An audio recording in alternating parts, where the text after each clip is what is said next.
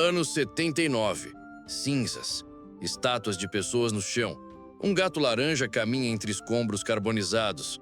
No colo de um corpo petrificado, um pão dourado. Intacto. Perfeito. Como se tivesse saído do forno há 5 minutos. 24 de agosto. Sol forte. Pompeia fervia de vida como uma panela de pressão prestes a explodir. Pão no forno. Crianças correndo pelas ruas de pedra vulcânica. O gladiador Marcos se alongava num anfiteatro. A prostituta Júlia se maquiava com pó de chumbo. Um dia comum, rotineiro, previsível. Até que o céu escureceu. E em exatas 48 horas, 20 mil pessoas virariam rocha vulcânica. Mas antes de tudo, havia Lúcius Flávios, um padeiro de 32 anos que só queria vender pão, pagar impostos romanos absurdos e conquistar Cláudia, a filha do oleiro da rua de baixo. Sonho simples, vida simples, morte? Nem tanto. Spoiler: ele sobreviveu tempo suficiente para testemunhar o fim do mundo, literalmente de dentro do forno da própria cidade. E o que ele viu durante essas 48 horas, ninguém viveu para contar. Até agora. O que acontece quando o chão ferve a 800 graus? O ar vira cinza tóxica. E tudo o que você conhece começa a virar pedra diante dos seus olhos. Segura firme, porque a cidade está prestes a ruir e você vai ruir junto com ela. Bem-vindo ao Inferno na Terra.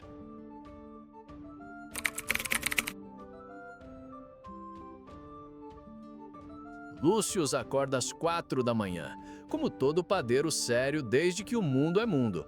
Ainda nem amanheceu e ele já tá com a mão na massa, literalmente, amassando farinha de trigo que chegou do Egito na semana passada, sal marinho de Sicília e fermento que ele mesmo cultivava há 3 anos. Pão de cevada para o povo, duro como pedra e barato como promessa de político. Pão com ervas e mel para os ricos, macio, perfumado, caro como dote de senador. Pão que parece pedra e pão que é pedra mesmo, quando você não tem grana. A vida era simples: farinha, fogo, suor e muita fofoca de vizinhança. Pompeia fervilhava desde o primeiro raio de sol.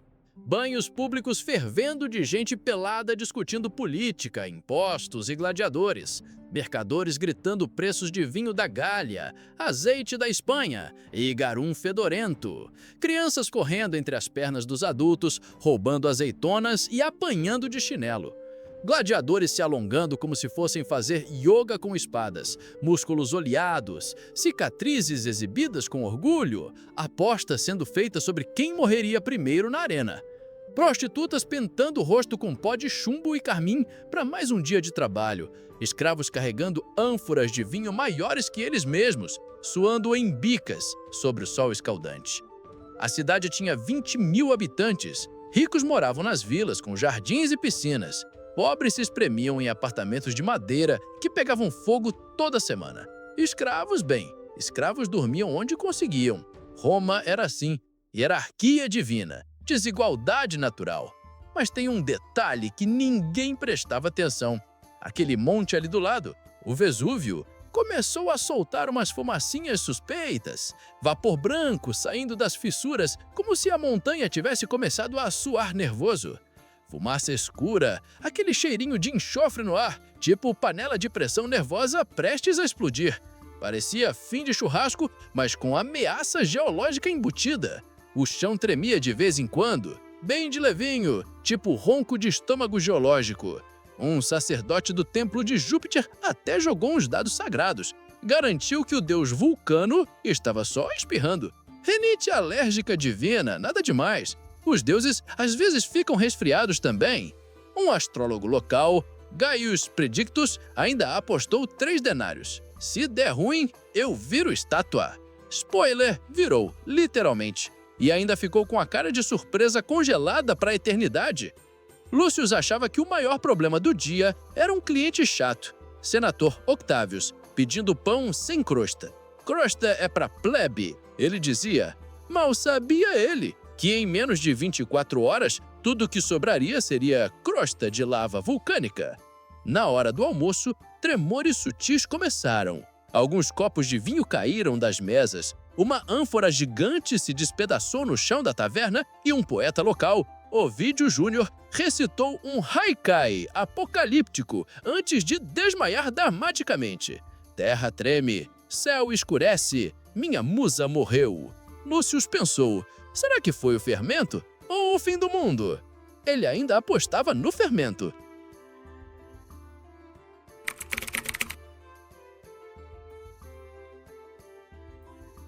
Início da tarde. O céu começou a escurecer. Mas não daquele jeito poético que inspira soneto romântico ou sessão de cinema ao ar livre. Pássaros voavam em círculos nervosos como se tivessem perdido o GPS natural. Cachorros latiam pro nada, ou talvez pra tudo. E as galinhas, sempre as galinhas, corriam em direção contrária a qualquer bom senso, como se soubessem algo que os humanos não sabiam. Lúcius olhou para o céu e viu que parecia ser uma nuvem de fumaça subindo do Vesúvio. Uma coluna gigantesca, escura como noite sem lua, subindo reto como se o próprio inferno tivesse ligado o exaustor no modo turbo. Cinzas começaram a cair como neve suja. No começo era só irritante, tipo confete fora de época, areia no olho, poeira de reforma.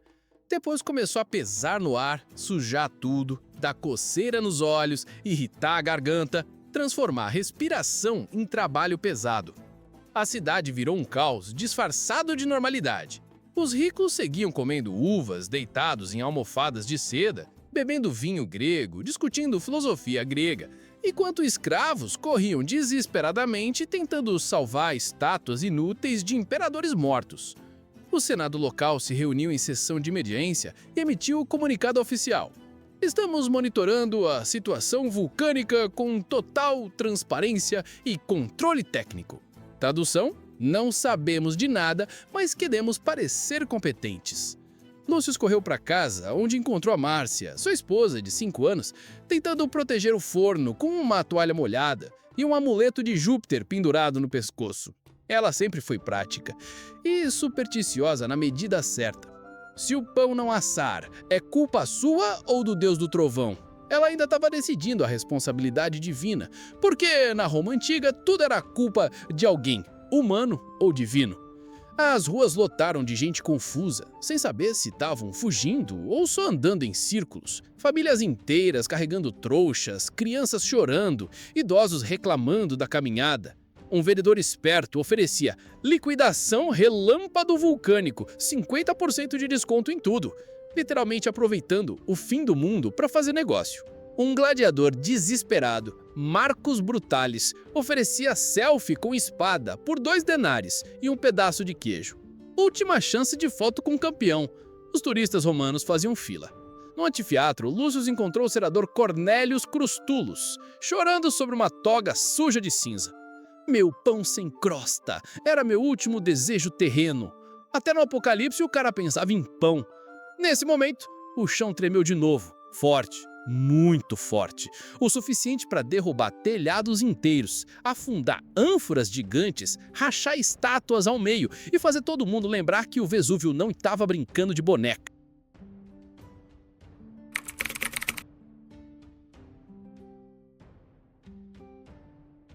A manhã seguinte não trouxe alívio. Trouxe gritos ecoando pelas ruas vazias, fumaça densa que queimava os pulmões e uma avalanche de desespero coletivo que transformou vizinhos em inimigos.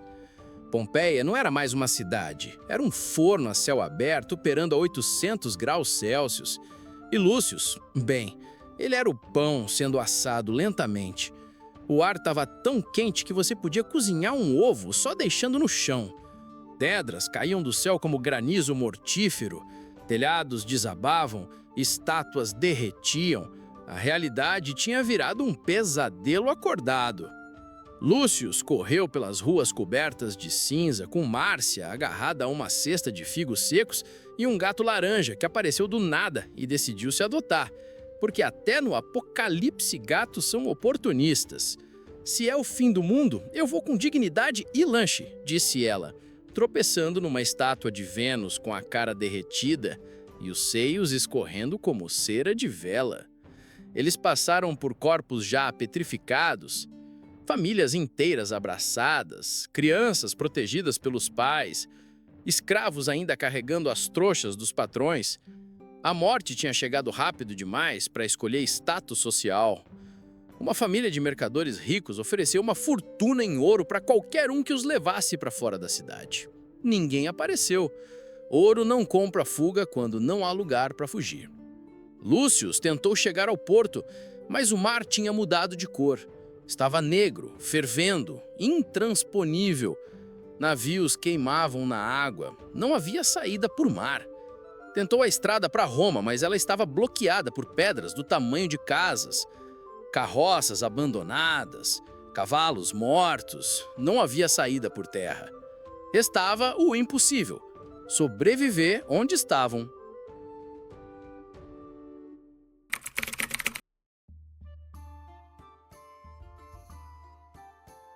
O céu da segunda noite, agora completamente negro, parecia ter sido pintado com carvão molhado e desespero.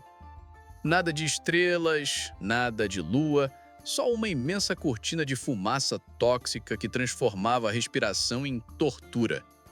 Lúcio e Márcia, ainda escondidos num porão de pedra sob uma taverna, ouviam um som abafado de pedras gigantes caindo, gritos se dissolvendo na distância e o gemido constante da terra se rasgando.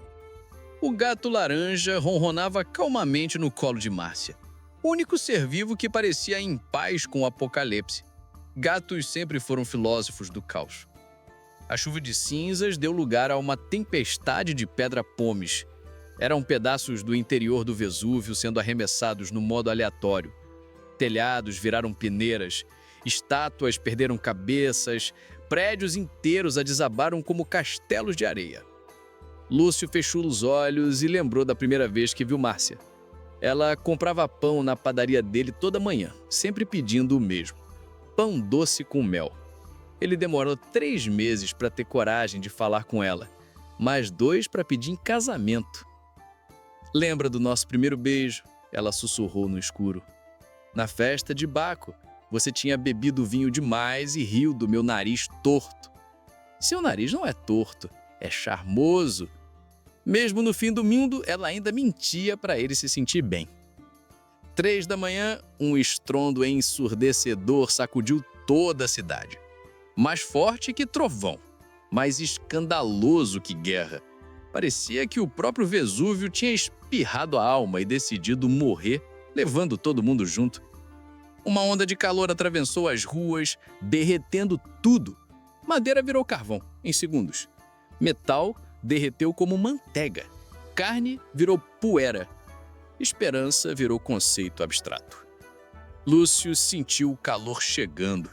Impossível de resistir, impossível de fugir.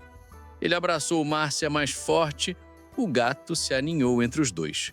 E ali naquele porão que virou forno, eles esperaram o fim, juntos. Pelo menos o pão vai ficar bem assado, Márcia riu, mesmo sabendo que era o fim. Crosta perfeita, Lúcio respondeu beijando a testa dela uma última vez.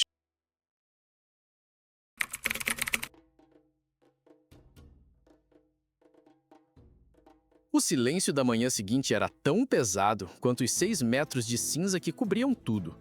Nenhum grito, nenhum canto de pássaro, só o farfalhar das pedras esfriando e o vento carregando poeira de ossos. Pompeia tinha desaparecido. Virou colina cinza. 20.000 pessoas viraram memória. A cidade mais próspera da região virou lenda. 17 séculos depois, arqueólogos encontraram os corpos, preservados perfeitamente pela cinza vulcânica. Famílias abraçadas, crianças protegidas pelos pais, escravos, fiéis até o fim. E num porão de taverna, encontraram 2 corpos abraçados, com um gato aos pés e um pão petrificado no colo, ainda dourado, ainda perfeito, como se tivesse saído do forno há 5 minutos. Lúcio e Márcia não tinham nome nos registros históricos. Eram pessoas comuns, padeiro e dona de casa. Mas ali estava tudo. O amor que resiste ao apocalipse, o caos que define a humanidade e a última fornada da história. O pão foi analisado. Trigo do Egito, sal de Sicília, fermento cultivado por 3 anos, assado à perfeição a 800 graus Celsius por lava vulcânica. A receita mais cara da história. Porque, às vezes, tudo que resta de um império é um pão bem assado e uma história de amor que nem a morte consegue apagar. O Vesúvio adormeceu depois da tragédia, mas não morreu. Ele ainda está lá, fumegando de vez em quando, lembrando que a natureza não pede licença para recomeçar o mundo.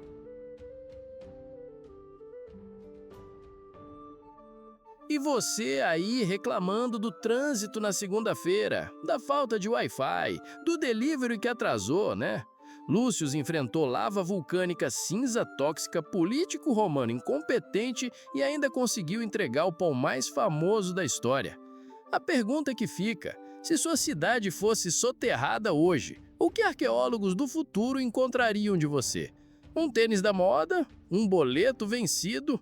Um tweet constrangedor? Ou algo que mostrasse quem você realmente era? Lúcio era só um padeiro, mas era só uma dona de casa. Mas eles se amaram até o fim, enfrentaram o apocalipse juntos, viraram lendas sem saber. Comenta aí, você sobreviveria 48 horas em Pompeia ou já teria virado estátua no primeiro tremor? O que você faria se soubesse que o mundo ia acabar em 2 dias? Se curtiu esse caos histórico com farinha e tragédia, já se inscreve no canal, que nem sua vida dependesse disso. Porque talvez dependa. Semana que vem vamos descobrir como era ser mensageiro no Império Mongol, cavalgando 1000 quilômetros por dia, dormindo 2 horas por noite e morrendo de flechas no meio do caminho. Spoiler, era tipo ser entregador de Uber, mas com flechas envenenadas e lobos siberianos. Deixa aquele like que resiste até a erupção vulcânica. Compartilhe essa história que ninguém viveu para contar. E até o próximo Pão do Apocalipse.